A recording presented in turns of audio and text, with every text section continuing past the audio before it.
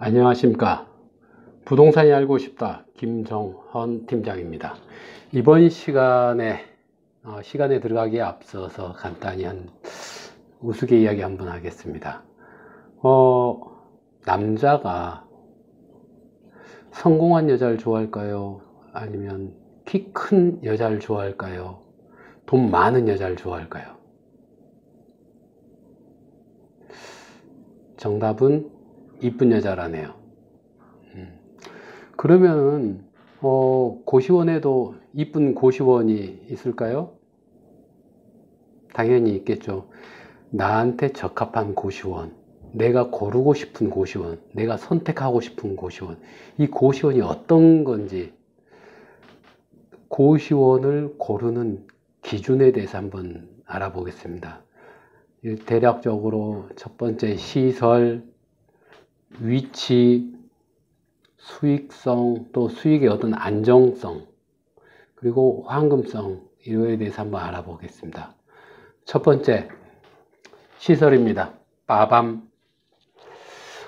저한테 고시원 상담을 이렇게 하시고자 하는 분들이 보면은, 나는 원룸 30개 정도 되는 것을 찾는다. 30개 안 되면 수익성 자체가 안 나온다. 이런 어떤 고정관념의 틀을 가지고 오시는 분들이 계셔요. 그런 경우는 좀 많이 안타까운 경우가 있어요.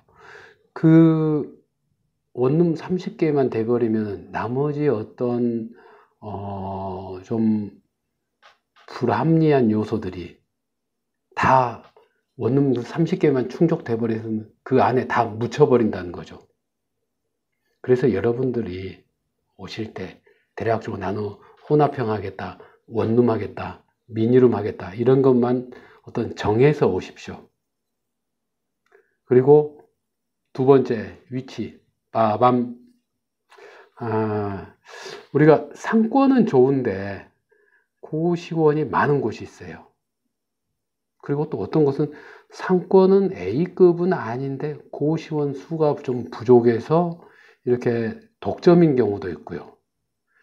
크게 봤을 때는 그 주변에 원룸 같은 게 많지 않고 이렇게 단독주택 같은 것도 많지 않아서 고시원의 어떤 수요가 꾸준히 받쳐주는 곳, 이런 곳이 괜찮은 곳이겠죠. 어떤 내 주관적인 상황이, 내 주관적인 사정이, 내가 집이 강동이다 해서 꼭 강동 것을 보시려고 하면 안 되고요. 그 옆에 약간 송파, 또 중랑, 광진, 이 근처도 멀지 않은 곳입니다.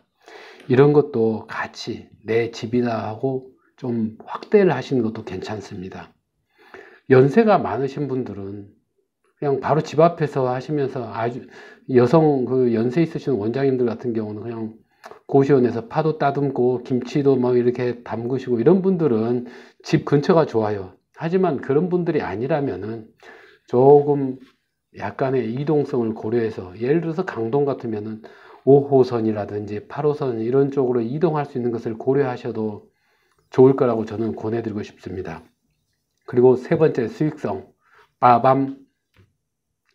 저는 제가 고시원의 어떤 수익 투자 규모라든가 수익성으로 봤을 때 한 세 부류로 나눠 봤어요. 소규모, 중규모, 대규모.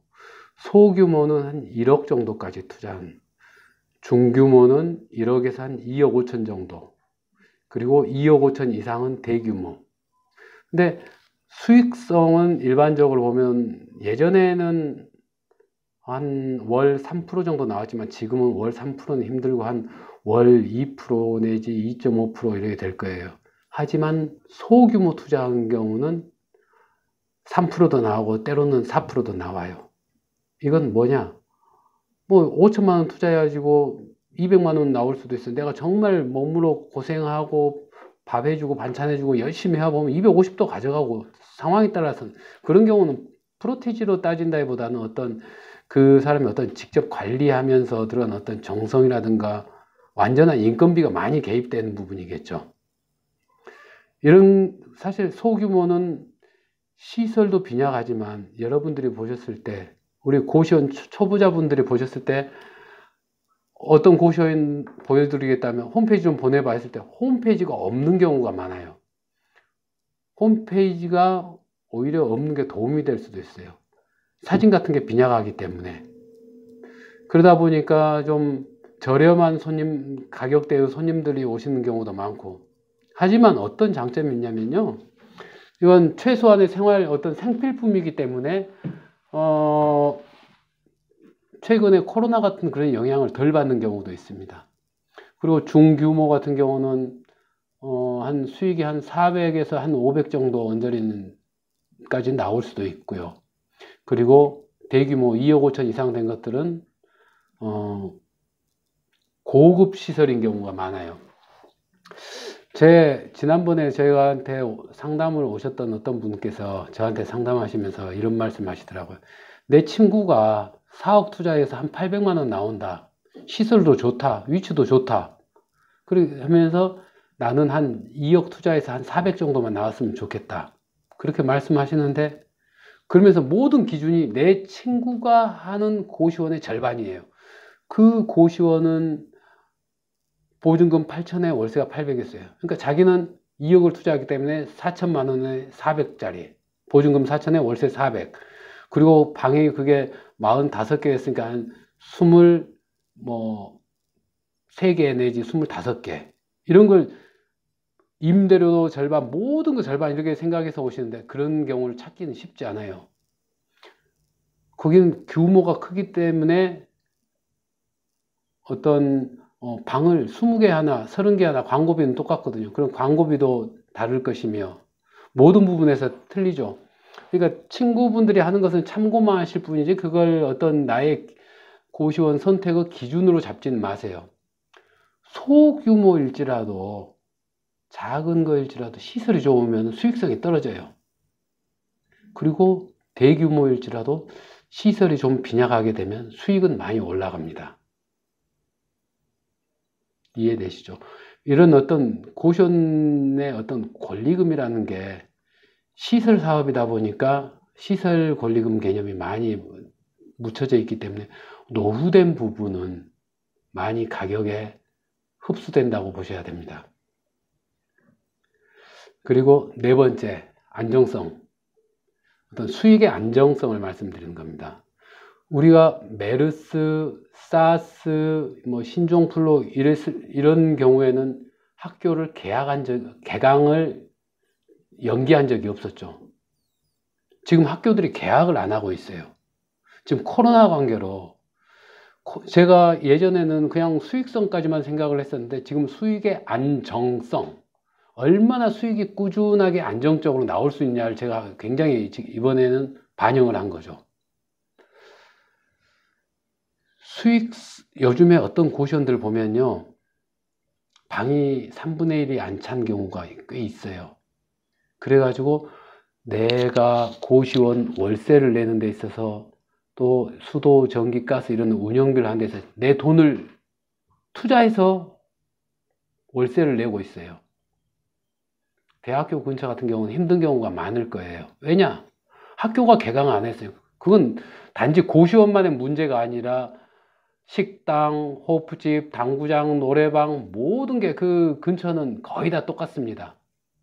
그래서 제가 지금 말씀드리는 게 수익의 안정성을 여러분께 말씀드리고 싶어요.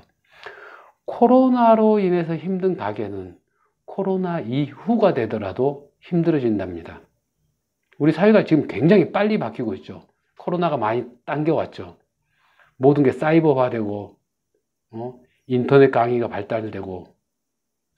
그런데 여러분들께서 아셔야 될 건 어떤 시설이 빈약하고 어떤 노후가 되었지만 입실자들도 수요가 10대에서 70대까지 있는 것, 그런 고시원들이 방값이 좀 저렴하더라도 그것은 안정적으로 잘 차 있는 경우가 많아요.